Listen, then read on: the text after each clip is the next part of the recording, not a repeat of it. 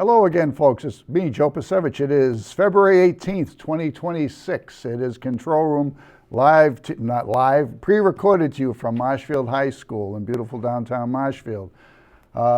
Get ready. There's going to be like a string of 3 or 4 storms coming in over the next several days. The biggest one right now looks like it's going to be Sunday night. So there will be more shoveling to do. And already the town is straining because we've had to go into deficit spending to the tune of I don't know how many millions of dollars, but these snowstorms, like the last big one we had, cost, I understand it cost over $1 million. I could be wrong. Speaking of deficit spending, there is a chance for you to make a change to pick some new leadership. So we do have elections coming up. We are in the town meeting and election season. Town meeting, as usual, is going to be at probably the last Monday in April this year.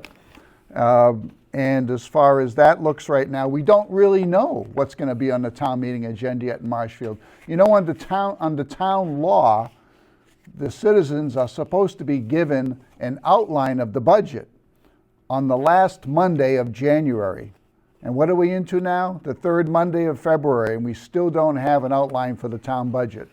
According to my sources, the town budget is going to be presented on February 26th. So that's like probably more than a month late that you're going to finally find out what the town budget is going to look like for the next fiscal year. They claim, well, it's because we don't have a town administrator. There's been all kinds of delays in gathering the information together and all the turmoil supposedly around finding a new town administrator. And, you know, it's my opinion that some people may be kind of slow walking this process. You know, we do know that there is a selectman's race. We do know that the insider team has a candidate. They have a candidate. His name is Rick Smith. Remember Rick Smith when he made this comment about the about MBTA zoning and what he thought people were thinking about MBTA zoning and why people were against MBTA zoning? Remember that comment? The other comment that I've heard in town from a lot of people and also on Facebook, and I'll just tell you that on a personal level it disgusts me, is that there is what people don't want to say, but a lot of people will tell you privately, is they just don't want more people in town. They think that the town's already too full, there's too many people, and they don't like a lot of the people that have moved into town. And I don't think that's what our town represents and what it's about. I don't think our town is a town of exclusion, of where we want you to look a certain way, have a certain amount in your bank account, and present yourself a certain way, and otherwise you need to go live in the backwoods somewhere so we don't see you. And I think some of those comments that I've heard are disgusting, and I'll tell you, if that represents the opposition to this article, then it's just, I think it's a gross representation of what our town stands for, and I don't think people should vote against it if that's what's really driving their heart to vote against it.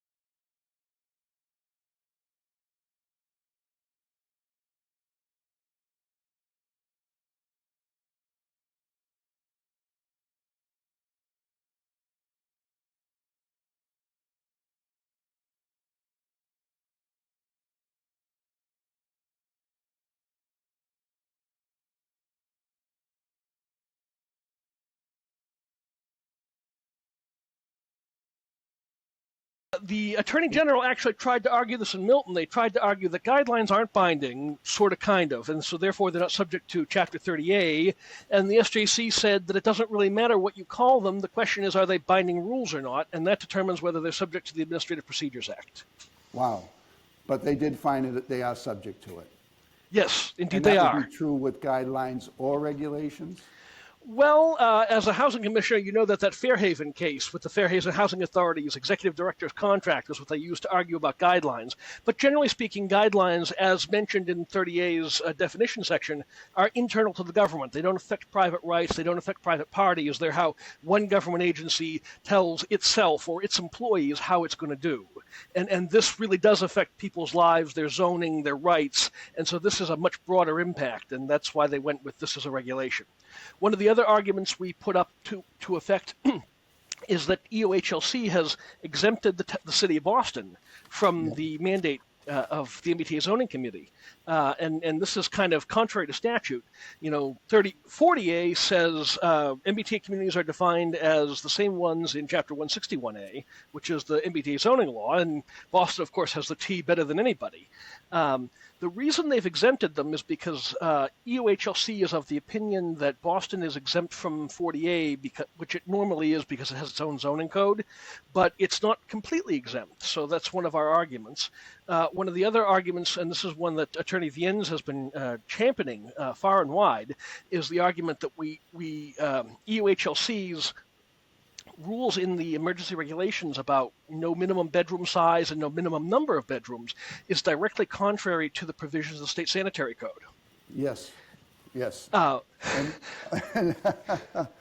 then in the guidelines, what about fire codes?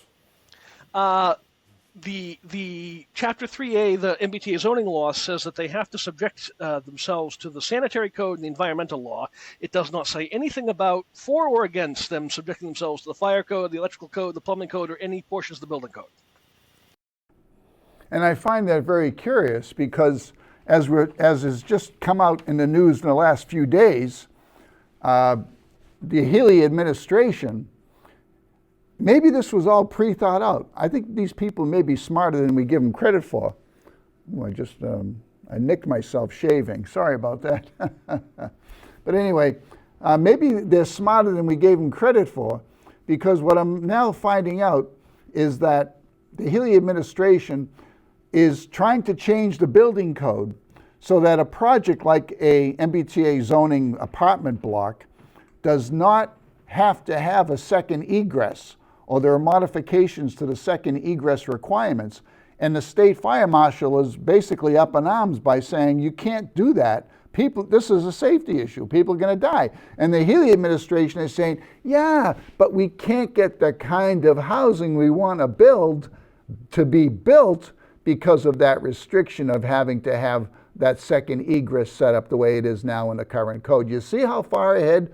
Maybe these people are thinking, maybe they are thinking way, way ahead of the game and way, way ahead of us by requiring the state fire marshal to accede, to agree to a change in building code so that MBTA zoning can be basically less safe than the housing is required to be built now. Isn't that amazing? So you see how it ties together. And again, I mean, this goes to a very basic discussion that we can have going forward from here. And that is their excuse for MBTA zoning, for 40B, for other housing-related programs is that housing is just so darn expensive in Massachusetts, and that's what's causing 1,000 people a week or something like that to leave the state. That's what's causing so much stress, especially for young people, as they say, and for seniors on fixed incomes to afford housing. It's just so expensive. So they're trying to advertise that the solution to expensive housing costs in Massachusetts is just to have so many housing units, hundreds and hundreds of thousands of housing units all over the place, so that so that's going to create, in terms of the law of supply and demand, it's going to cause housing prices to decrease. What? First of all, how many people are going to vote to have the value of their homes and properties decreased? And second, and more importantly, what is the real reason, the real cause for housing prices to be so high? Does it have anything, and the cost of living in general? Is it Massachusetts has an enormous debt? Is it Massachusetts having an enormous deficit year after year? Right? Massachusetts is one of the most indebted states in the country. And every time it comes out, what's the most expensive place to live? How many times do you see survey or statistics being publicized that show you that besides Boston, the most expensive place to live is Honolulu or San Francisco? It's just crazy. And what's the reason for that? Could it be codes? Could it be taxes? Could it be energy? Remember Governor Healey bragging years ago when she was running for governor that she was the one that shut down 2 natural gas pipelines coming into Massachusetts? And then she bragged that she was going to make up for that loss of energy and energy generating capacity, electrical generating capacity, by bringing in power lines from Quebec, where they have some big hydroelectric plants. And she bragged at the same time she said she shut down gas pipelines, that all we have to do is flip a switch and that electrical energy is just going to come charging down from Quebec. And we're then going to make up the difference with solar panels and battery farms. Hello, Pembroke. They're fighting a massive battery farm out there, and windmills. All like very unreliable sources of energy is what she's trying to force us into. I'm a housing commissioner. I'm on the Housing Authority in Marshfield. I'm on the board. And the properties that we manage are being basically prepared to be converted for the installations of heat pumps and electrification. In other words, get off of so-called fossil fuel sources for the regular living, cooking and heating requirements for our housing units. And I don't necessarily go along with that, but what can I do? I'm one member on a board of 5.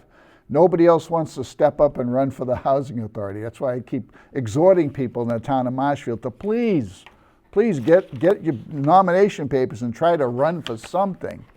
Now we had Mike, I'll give you another clip of Mike Walsh.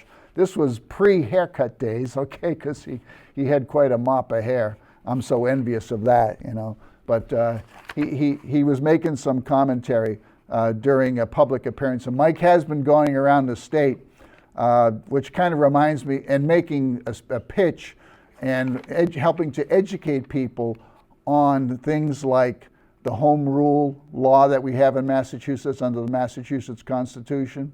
I think it's Article 89 of the Massachusetts Constitution. He's been trying to inform people to think about Chapter 40A and Chapter 40B, but particularly Chapter 40A of the Mass Laws that deals with zoning and how zoning gets changed. So he's been really going out of his way to actually help people and to exhort them and to inspire them to start researching, start reading and understanding these laws and understand the basis for MBTA zoning and the need to repeal it. So here's him at a clip from him at a brief appearance out in Shrewsbury. Let me just give you one quick couple of facts. The governor threatened that if this Citizen House didn't comply, not only were they going to go after those 4 grants and then the other 13 buckets of money, but they were also going to come after school and road monies. They were going to make it hurt. I will tell you that those are produced, that Chapter 90 money controls roads and Chapter 70 controls school money, and those are formula funding mechanisms. The cities and towns are entitled to get paid under the existing statutes, and they cannot be deprived of those money in compliance with statute. It would require an affirmative change in the law to deprive any city or town of school and road money. Exactly. Now, this is a point that leads into the next thing I want to talk about, is what they're doing with by coercing and blackmailing into so-called compliance with MBTA zoning is bringing in all kinds of pressure. Your tax dollars, and I believe with money from some private contributors, is being used to propagandize voters across the state. And they do this by issuing guidance for the media, like printed materials, by going around and making presentations. We had one in Marshfield last year, or a year and a half ago, I forget exactly, when this organization that's traveling around the state, they went to Linfield, they spent money there, they went to Marshfield, they spent money here. They advertised a sort of a forum or a round table discussion on housing issues. And I said, well, geez, I'm a housing commissioner. I want to get more educated on housing issues. And so I went to this thing. It was held at a local bar, and it was open bar. They told me when I walked in before the presentation started, go, whatever you want to drink, just the open bar. Help you, just order a couple of shots if you want, basically, right? And I thought they were going to actually talk about different housing ways to promote so-called affordability and maybe construction, careful construction of units that would be held as subsidized units that would have a reduced cost associated with them, et cetera, so-called affordable housing schemes. Some of them do work. We had something here called the Housing Partnership years ago, and for a while it was overseen by a guy named Jack Mather, who was, rest his soul, was a very good guy, a very reasonable guy, and he had come across a scheme or a formula for producing a very measured number of affordable units in the town of Marshfield over time. So you might have 1 or 2 units produced a year, and that's really all the town needs, in addition to the 40B requirements that we're under. So he was a good guy to work with. But anyway, so at this seminar or roundtable discussion, it didn't talk about, let's talk about different methods to help people find an affordable place to live with dignity, which is my whole gig on the Housing Authority. I want people to live with dignity, okay? No, it wasn't about that. It was all about how can you get yourself and your neighbors and your friends to go to town meeting and vote for MBTA zoning. That's all it was. It was just how to ram MBTA zoning down everybody's throat. And again, I'll say it for the 3rd time or 4th time. MBTA zoning, it's a canard. To use the MBTA district is a canard. It's a way to make you think that there's some logic or reason behind requiring communities in eastern Massachusetts in the so-called MBTA district to adopt MBTA zoning. It has nothing to do with buses and trains, okay, or commuter rail or subways.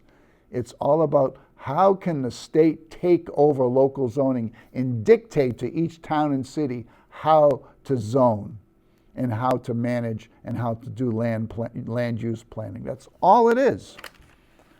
And like Mike mentioned in the clip I just showed you, when the law was first signed, it said there were 4 programs, 4 grant programs. Now remember, no one's entitled to a grant. To get a grant of some money from the pot of money that the state holds, they take all your taxes, okay, and all your fees and put them in a pot and play with it, and then they overspend and borrow from China, basically.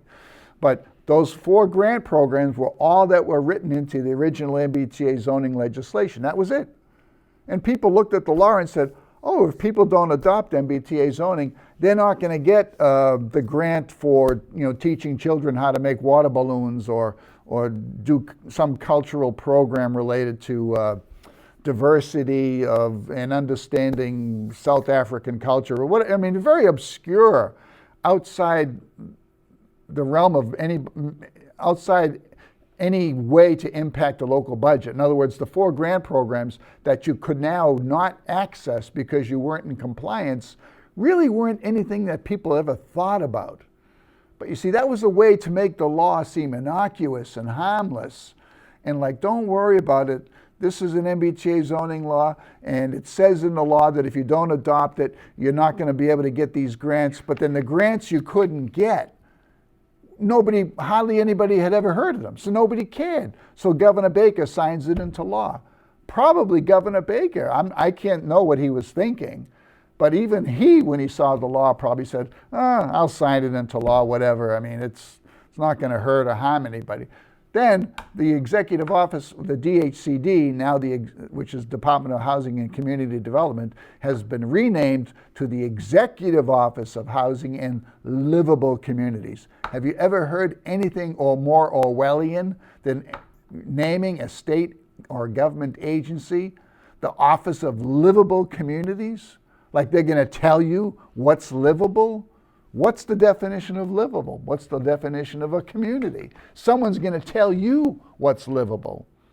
If you go home and you sit down in your overstuffed chair and have a bowl of popcorn, watch TV or something, or if you decide to arrange your yard or your furniture in a certain way, someone's going to come in and tell you someday that's not livable. Or the temperature in your house, or the lighting, or the styles, and who the heck knows what's livable? And then to tell you your community's not livable. Remember how in Marshfield we had the No Place for Hate campaign? We need to have diversity in our town. Yeah, diversity as long as it isn't diversity in government and a diversity of ideas. Somebody else's definition of diversity. You see what I'm saying? It's the definition of what's livable and what's diverse and who gets to decide what that is, okay? So the EOHLC then takes over the implementation of MBTA zoning. And what do? They start adding on other programs where state money could be withheld from local communities if they don't adopt MBTA zoning. Whoa! You change the rules in the middle of the game. It's like when I was fighting the airport expansion and trying to hold them accountable. They said, and I may be getting a little off on a tangent here, but you got to hear this. To expand the runway, they had to pour asphalt on ground that was like peat. It's like mushy marshland. And so they said, well, we're going to cut out the mushiness and we're going to backfill it with stone and gravel, and then we're going to pack it down, and then we're going to pave it. And I thought, well, that's still very harmful to the environment. And I was fighting it a lot. And they got away with it. The State Environmental Agency gave them a variance, letting them do this cut and fill operation. Well, at the very last minute, what did the airport people do? They said, oh no, we're not going to remove all that soft material and peat. We're going to drive thousands of chemically treated telephone poles into the ground, down 30 or 40 feet or more. All right, these are chemically treated. They have compounds in them like copper and chromium, whatever. I forget the exact composition at the time. But I do know they got in trouble because of the way they handled the operation eventually, but that's another side story. And I went to the zoning board and I said, you can't allow this. You approved the cut and fill method. Now they changed the construction completely. And they said, oh, it's considered a minor alteration to the plan. What? Chemically treated poles stuck into the muck on the banks of Bass Creek and the Green River? Is anybody going to monitor how much of that material is leaching out into the harbor and into the ocean and into the fisheries and into the clam beds? No discussion about that. Who cares, right? Well, that's just it. It's like a bait and switch operation, which your government does a lot, and they get away with on a routine basis unless you monitor them every step of the way. That's why I'm always, for the more than 25 years here in Marshfield that I've been active, I've been just begging people, please pay attention, get involved, run for something. So anyway, so the EOHLC takes it over. They expand the list of state monies that you can't have. And that's what Mike was referring to in the clip I just showed you a few minutes ago, that they're going to try to hold you hostage. And now, this is the point. This is how it all comes together. The government bureaucrats, especially in this state, and even at your town level, because you know, like in Marshfield has been the microcosm of state government for decades. They say that back 50, 60 years ago, Marshfield was a conservative Republican town, supposedly. Okay, I wasn't around this. I mean, I was a kid, I wasn't paying attention, that kind of thing. But for the last 3 decades, it's been what I call the regime. And it's mostly Democrat Party dominated.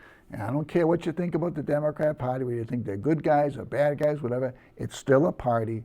It's still a clique. It's still a team.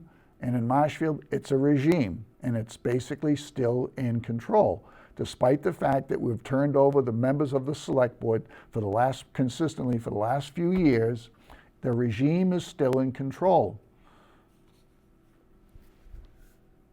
And they want to dictate tax policy, spending policy, hiring, salaries, et cetera, et cetera, et cetera. And they basically follow the model and the guidance set down by Beacon Hill. which has been under the control of Democrats or Rhino Republicans for as long as anyone can remember. I don't know how far you have to go to find some governor or some administration that had an independent thought and with the taxpayers in the forefront of their minds, okay? It's always the policy that your money, in effect, I'll cut right to the chase, your money is not your money. Your money is their money. And they go by the acronym of MINE. Remember Barbara Anderson? Okay? Basically, she's been credited with being the source, well, the reason we have Proposition 2.5 on the books here in Massachusetts. And that's not really 100% true. The concept for Proposition 2.5 was picked up before Barbara Anderson. But Barbara Anderson was the one who went around the state, like Mike Walsh is going around the state, educating people on things like on the MBTA zoning. Barbara Anderson traveled in her little gremlin all over Massachusetts. She came to Marshfield. She appeared on Marshfield cable TV and educated people on what Prop 2.5 would do, what it could do to help control costs in towns and cities. But now there's a big, big push to do away with Prop 2.5, to let the government expand spending in any way they want. Here's what Mayor Wu had to say about it.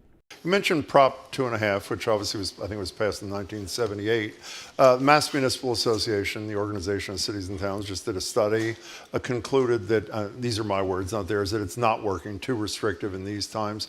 Should the legislature take a look at and potentially repeal Prop 2.5 and let cities and towns do what they want to do with the property tax? Yes, I mean, that is the model in most places around the country. And I will say, just yes, meaning they should repeal it. Yes, we need a new system. Okay. I would be happy if that came through a repeal pathway. I'd be happy if it came through a different pathway. Certainly we need some structure in place. However, the name says it all, right? This is Prop 2.5, not because of that's the order of the chapters that it comes in and it is, Chapter 1, Chapter 2, Chapter 2.5. No, 2.5 means 2.5%. That is the cap that is put on increases annually in the property tax levy for every municipality, that is paired with a requirement that cities, unlike other levels of government, have to have balanced budgets by law. And so we can never overspend what we don't have. Prop 2.5 itself came as a response to tax classification, which happened a couple years earlier than that in the 70s, which was the move to separate out rates for commercial versus residential properties. At first, everything was taxed in the same way. And then by law, there was an initiative led by community members and residents to say, in fact, residential properties should have a lower tax rate because you use commercial properties to make money and you use residences to go to sleep at night. It's different purposes, and let us split that up. So now commercial properties are charged differently and higher than residential properties, restricted again very tightly by state law in certain ratios and certain changes. But overall, commercial and residential together cannot increase by more than 2.5% every year. If you go back to the beginning, Except for new construction. Except for new construction, and then there are additional revenue sources like motor vehicle excise, fractions, blah, blah, blah.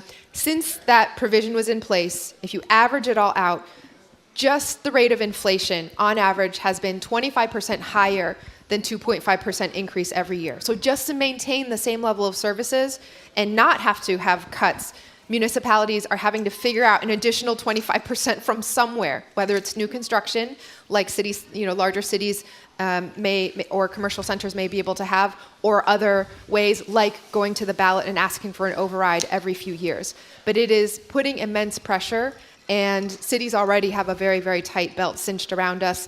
I am proud that the city of Boston now for the 12th year running has had a AAA bond rating. And so our bond rating agencies have been very clear that in terms of fiscal management and stewardship, we do everything that we can possibly do to keep this city on track and making the right decisions.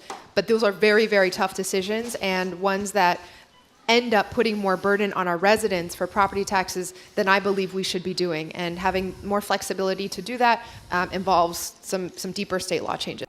So you see, Mayor Wu she's a little cagey. She doesn't come right out and say, yes, we should repeal 2.5. She goes, if we can find some mechanism, basically get rid of 2.5. Well, then what? It's like regime change. You tear down a regime in some foreign country, and do you know what you're going to have after that? No. Again, the lesson in control room, my friends, here we go again. If you want to understand what's happening locally, look at what's happening nationally. If you want to understand what's happening nationally, look at what's happening locally. Tear down like the government of Iran or Syria or Libya, and we'll have liberal democracy and free market, and people will be eating hoodsies and just riding their skateboards. Everything's going to be just like a little suburban town in Lily White town in Massachusetts or something. No. So tear down Prop 2.5. Then what? We get unfettered, unbridled spending and tax increases. Oh, well, the solution to that, according to Andrea Campbell, the current Attorney General, is just to let people build new housing. Well, we are letting people build new housing. And we do have 40B. And we do have efforts to create subsidized housing. It's all a lie. It's all a lie. And this is the spin they're putting on 2.5. This all comes together. There's a spin. Prop 2.5, getting rid of Prop 2.5, MBTA zoning, is all, they want to ram it down your throat. They want to basically take more of your paycheck, more of your income, more of your savings. They want to basically get to that socialist nirvana, the workers' paradise, which they've never given up on going after, by basically taking away your money. They want it to be like Germany or someplace like Sweden. What do? They take 70% of your income or something like that to live in basically a socialist environment, economy. That's what they're after. That's what they're after in Massachusetts. And Massachusetts is the beachhead, along with California and Hawaii, for instituting basically instituting socialism. So the effort is not just like the company, like the organization that I said was going around giving lectures and workshops on housing issues. No, they weren't. They were going around telling people how to get votes to go to town meeting and vote for MBTA zoning, which is an important component of socialism in Massachusetts. And I'm not saying, I'm probably more socialist than most people out there, okay? I understand the need for safety nets, but this is a complete takeover and a complete dominance of your pocketbook and your bank account. We live in basically a consumer surveillance society. I could go off on a tangent here, okay?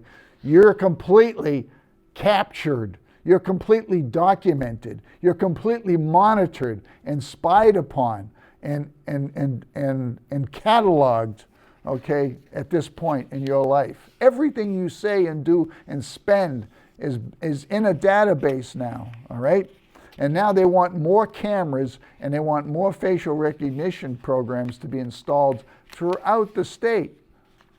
Look at Marshfield. I mean, I'm in Marshfield High School. Someone told me there's something like 685 CCTV cameras mounted all throughout this complex. In the parking lots, on every wall, at every doorway, in every hallway, in every room. Except maybe the bathrooms don't have monitors on them right now, okay? It's like you're visiting Jeffrey Epstein, okay? He's got cameras in every room, right? But this is the new model of society that's being foisted on you. And some people don't care. Your children are already adapted to it because they've grown up in this environment. They don't know they don't remember what it was like before. In the town of Marshfield, one of the heads of the Trails Committee went to the select board recently and said they want closed circuit cameras on the trails where you go to commune with nature and feel like, I still do hiking here and there once in a while, and it's so nice to be in the woods where it's so quiet. You can't believe how quiet it is. You think, maybe, did I lose my hearing? Nothing. You can't hear a leaf drop, nothing, If you have a little piece of that you can enjoy in Marshfield, and the Trails Committee and the Trails volunteers in Marshfield have done a beautiful job There's some really super nice trails in Marshville where you can get that little tiny slice, that little tiny taste of nature and isolation and peace and quiet. It's great. But now they want to put cameras. So I think what's going to come out of that, and thanks to Eric Kelly for staying on top of this issue, is that there will be some cameras near certain parts of trails. Like I think over by the North River, there's a place where they have porta potties. So they want to put a camera there because vandals keep destroying the porta potties or knocking them over. Beyond that, I can't say where the cameras are going because they don't want to advertise to everybody where the cameras are. But I think citizens should know where and when they're being watched. But again, this is the brave new world, which we've talked about before, which you read in high school, okay, if you're my age and if you went to school in Boston especially. This is the brave new world, and now everything is being brought down upon the citizens, upon the electorate, to let them know that this is the way it's going to be. You can see how all the elements of the main issues being talked about, overrides, rising costs, town budgets, MBTA zoning, everything is sort of, it's almost like they talk about a perfect storm forming. You know, when you hear the weather forecast saying, well, if the trough from Canada swings down this way and the vorticity max from the Mideast couples with that, along with the moisture from the Gulf, all the elements are there and you're going to have bombogenesis. What's happening now? It's the same thing when it comes to finance and politics, is all the elements for more complete control, not to mention, like I said, and to mention again the fact that you're all already part of a consumer surveillance society. Okay, that's added pressure in my view.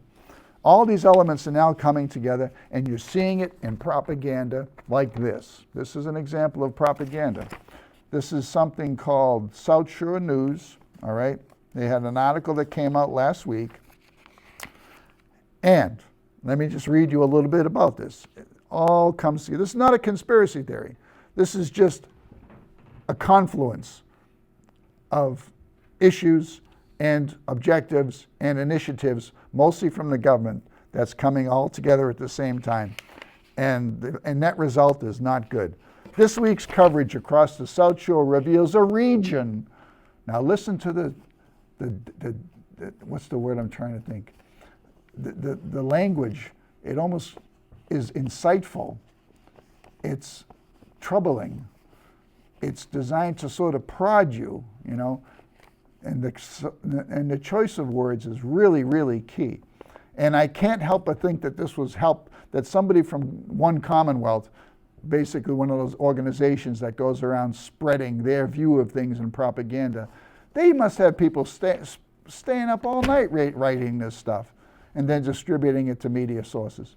This week's coverage across the South Shore reveals a region caught between escalating fixed costs and stagnant state support, forcing difficult choices between, we have a difficult choice according to these people, maintaining services, funding capital projects, and asking voters for more. You see how the landscape is being set? You have a choice as a voter. Do you want to maintain services? Oh, you do?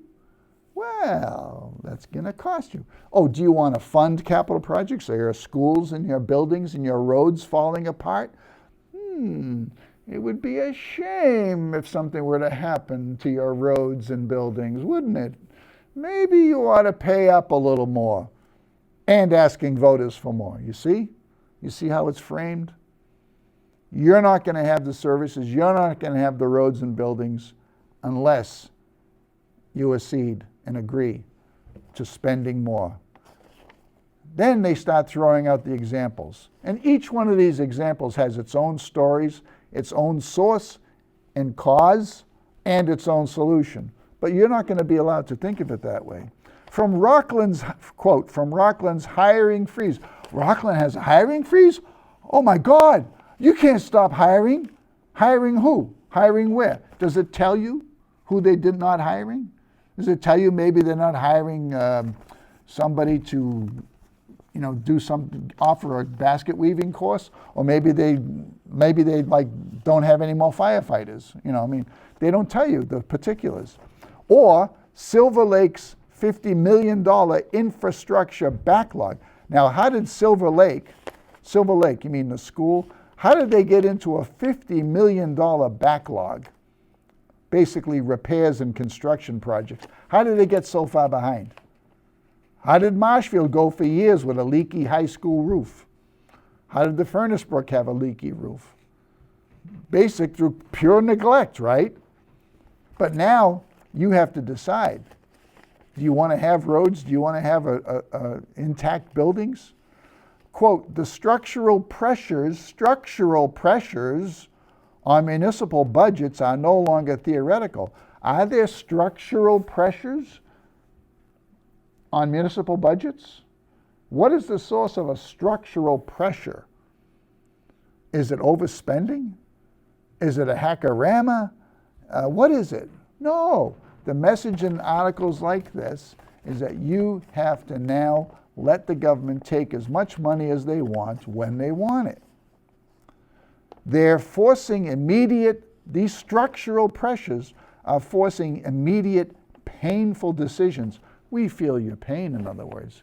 They feel your pain. Isn't it nice of them to feel the pain that we're now feeling when I can't have any more discretionary funds, when my kids can't save up money to buy a house or a car or have a family? Oh, it's a painful decision that will define service levels for years to come. So they're telling you, you're being warned, you're now facing an immediate, painful decision that will define service levels and capital projects for years to come. Meanwhile, further on down the article, and here's where MBTA zoning comes in. MBTA zoning, again, it's all part of creating this perfect mix, okay, for the transformation of society and the taxation system. And as you saw in the clip from Mayor Wu didn't come right out and say, yeah, we should repeal MBTA zoning. She said we need a new system. Yeah, let's talk about a new system, but let's talk about a new system that lets you keep more of your money and gets us out of this constant deficit and debt trap that we've been in since the inauguration of the Federal Reserve Act, okay, many, many generations ago. That's maybe the real problem, and a lot of economists who have thought about it say, yeah, the problem is that we have inflation that's driven by excessive spending and borrowing. When the country is $35 trillion in debt, guess what? You have to print money in order to pay off that debt. And when you print money, you devalue money. And when you devalue money, you cause inflation. And the buying power goes down, and you can't buy the things that you and your kids need. Maybe, and that includes housing. Maybe we ought to go to the root cause of all cost increase, including the cost increase related to housing. So again, in the propaganda that we're seeing, that's going to be spread everywhere. Meanwhile, quote, meanwhile, state mandates like MBTA community zoning are actively costing non-compliant towns, not towns where the voters have made their own decision. They're non-compliant towns, in other words. These non-compliant towns are being costed hundreds of thousands in denied grants and adding enforcement penalties on top of existing fiscal strain. So you not voting for MBTA zoning is the cause of fiscal strain. That's the message. It's right there in black and white. That's what they're trying to make you believe. And they refer to something called enforcement penalties. There is no enforcement penalty if you don't adopt MBTA zoning. It wasn't written like that originally, and it's not like that now. The Governor Healey administration is trying to make it that way. They're trying to now threaten cities and towns with taking away basic school aid and highway construction aid. They're putting all kinds of imagery out there to make you think you have to comply with MBTA zoning, which again, I'll say it for the final time, MBTA zoning is not about making housing costs go down. MBTA zoning is about taking over land management, land planning, and zoning statewide. That is what it is about. And they're trying to use, and that is basically the Holy Grail. You know? When the knights of the Round Table were seeking the Grail. What do you seek? I seek the Grail, you know. This is the number one prize. The number one prize is to be able to control planning on a statewide basis, tell you where you can build something, and to then dictate to you what is a livable condition and a livable community. This is the Holy Grail. And it goes right into how you're going to spend money and how you're going to be taxed. It all fits together. So this article from South Shore News, again, the date is, it says this is the week of February 3 through 9, and it's an online service, by the way. Yeah. Goes through a litany of all the pressure points around the South Shore. For example, they mentioned Duxbury imposing a hiring freeze, and they have a $2 million deficit. But the hiring freeze is caused by the deficit. That's what the message in the article is. So what's the solution? Oh, got to raise taxes, got to have an override. Kingston is facing an override over school budget standoff. In other words, the school committee and the school department there is in arms. You're not going to let us teach our children. You've got to have an override. Duxbury voters face $1.89 million override. Again, if they don't get the override, one of their schools is going to fall down. East Bridgewater's health insurance relief is modest against the MBTA lawsuit costs. In other words, if you adopt MBTA zoning, then you'll have enough money to pay for your health insurance relief. But I thought that MBTA zoning didn't come with a requirement for adoption with the threat of taking away health insurance relief. That doesn't make any sense to me. And it goes right with Silver Lake facing $586,000 in cuts and a $50 million infrastructure backlog, like I already mentioned. Situate, oh, they're the model. They're the paradigm of virtue and the model of responsible citizenry and citizenship and fiscal management. They're maintaining stability because they've engaged in multi-year planning, in contrast to the neighbors, what the neighbors are doing. Situate has routinely voted in overrides. What's gone crazy with that population? I don't know. But you see, and there's other language in here referring to some of the people who don't want their taxes to continually going up, basically as being those squeaky wheel type people, okay? Anyway, you see, that's the whole thing. You can see it, and it doesn't take a rocket scientist or even me to see what's happening, is that basically they're creating a perfect storm. They're trying to use this combination of scare tactics and exacerbation of conditions and threats and coercion in order to get you to succumb to a new type of government management for all of the state. And MBTA zoning is the holy grail in my viewpoint, and it's a reason why it needs to be resisted at all costs. And that's basically what it comes down to. And I hope you enjoyed this version of Control. Come back next week. Go Marshfield Rams. Marshfield Rams basketball team is going into the playoffs this coming week, starting 13th, 14th, 22nd, 23rd. The team will be in the playoffs. They've got a super team. If you have a chance to go to one of these games, please go and support them, and support Marshfield Community Media too. The income that Marshfield Community Media needs to operate has been shrinking because people are not subscribing to cable services anymore. And there was a formula by which community media in all the towns across the Commonwealth operated. And so MCM is losing its funding. And if you can get involved, if you have an organization or a business that can subscribe and have your ads displayed, or if you want to come into the studio and do a podcast and do a show, the main thing I'm trying to say is that media is the way discussion happens now. It's not newspapers anymore. It's not even radio stations, not talk radio anymore.